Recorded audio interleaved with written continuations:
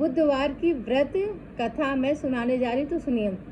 बहुत समय पहले की बात है कि रामू नामक एक व्यक्ति अपनी ससुराल गया हुआ था, मेहमान बनकर रहने लगा।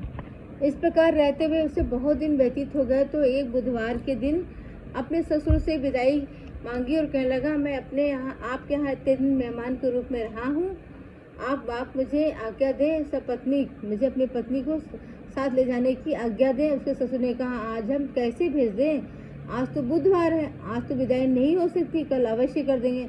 फिर तो ससुर की ऐसी बात सुनकर भी उससे नहीं माना और ज़बरदस्ती बार बार आग्रह करने लगा। तब ससुर ने दामाद को पुत्री सहित विदा कर दिया। इस प्रकार बुधवार के दिन ससुराल से विदाई लेकर चला गया। रास्ते में कुछ दूरी पहुंचा था, उसकी स्त्री को प्यास लगी। वह रथ से उतरकर पानी लेने चल पड़ा और जब थोड़ी देर पानी लेकर आया तो देखता कि उसी के स्थान पर उसी का स्वरूप धारण किए कोई एक पुरुष बैठा है। फिर तो वह अजनबी पुरुष को अपने ही समान पाकर बड़ा चकित हुआ और विचार करने लगा, मेरे स्वरूप का यह कौन सा व्यक्ति है।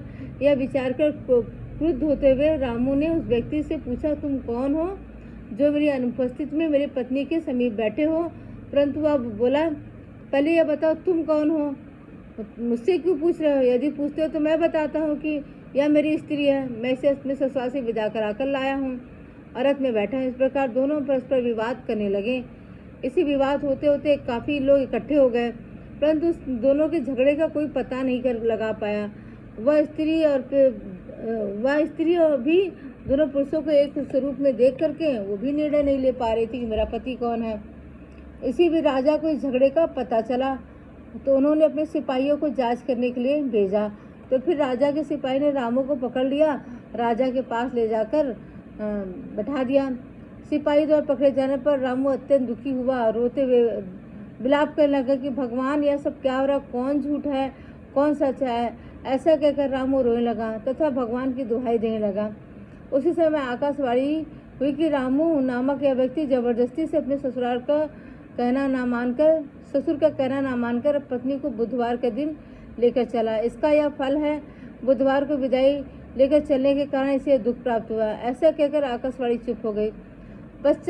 इसके पश्चात भगवान बुद्ध जी अंतर्धान हो गए, तो रामू ने भगवान बुद्ध की आराधना की, जिसके कारण वह राजा सिपाही से मुक्त हो गया। भगवान बुद्ध की स्तुति करता हुआ स्त्री सहित घर आया। भगवान बुद्ध के प्रश्नार्थ व्रत इत्यादि कहने लगा। जो मनुष्य इस बुधवार व्रत को करता है अथवा केवल कथा ही श्रवण करता है, पठन करता है, तो उसको बुधवार के दिन गमन करने पर कोई कष्ट नहीं भुगतना पड़ता है। तो दोस्तों, इस तरह से बुधवार को कोई भी कहीं भी विदाई करा के मत ले जाइएगा। अगर कहीं ले जाना भी है, कहीं आना जाना भी है, तो बुधवार का व्रत की कथा ही सुन लीजिएगा। व्रत नहीं कर सकते कोई बात नहीं, लेकिन कथा ही सुन लीजिएगा, इससे आपको कोई कष्ट नहीं होगा। अब मैं बुद्ध देव की आरती सुना रही हूँ। जय श्री बुद्ध देवा, स्वामी जय श्री बुद्ध देवा, सब में आप शिरोमणि मानत सब देवा। जय श्री बुद्ध देवा, सभी ग्रहों में बढ़कर महिमा अति भारी, चंद्रपुत्र कहायो मानत संसारी। जय श्री बुद्ध देवा, क्रोध दशा में हो जाते हो तुम अनिष्ट करता, राजी हो बन जाते सबकी ही दुख हरता। जय श्री बुद्ध देवा, सब में आप प्रबल हो, जग में तब महिमा भारी, धन संपत्ति सुख देवो कर दो सुखियारी। जय श्री बुद्ध देवा, सौम्यवार है आप का पूजत सब नारी, दान मान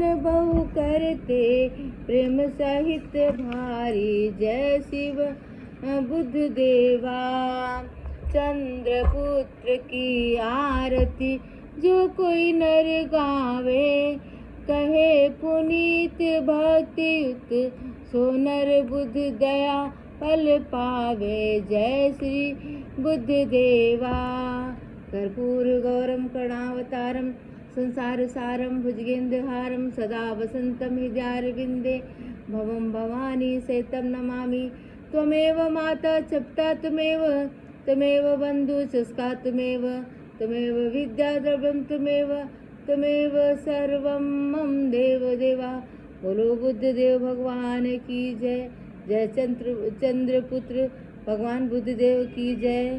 हर हर महादेव की जय।